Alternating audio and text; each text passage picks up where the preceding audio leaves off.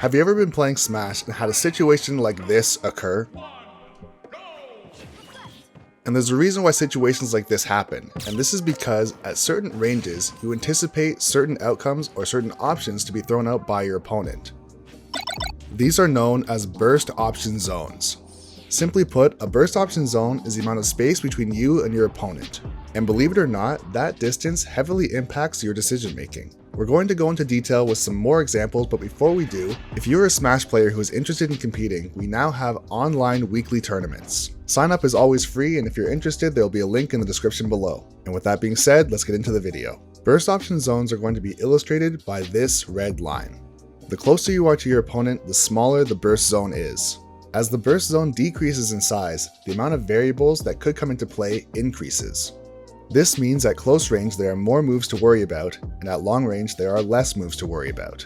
At absolute max range, there is only one attack that Byleth can actually hit Captain Falcon with. Since he is out of Byleth's main burst option ranges, she can only hit him with an arrow.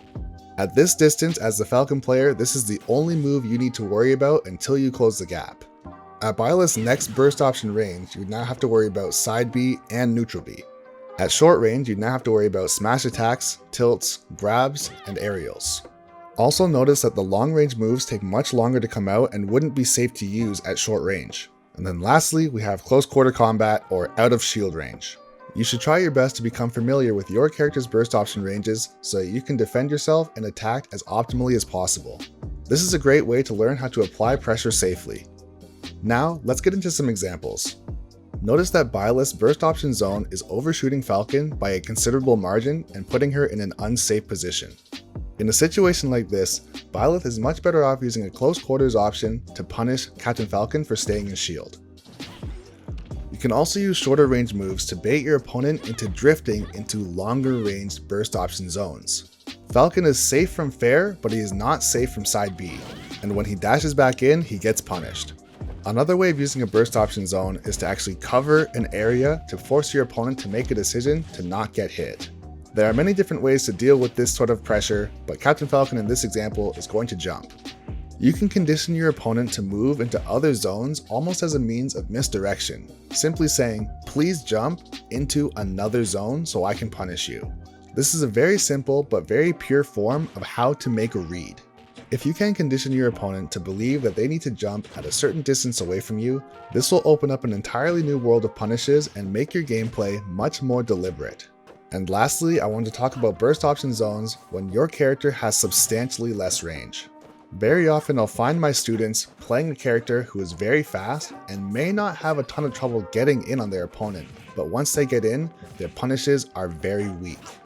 Also notice that in most cases, characters that are very small or have very short range are also equipped with a ton of speed and a crazy combo game. This is because they need to use their speed and their ability to combo to get in and actually do serious damage with their combos.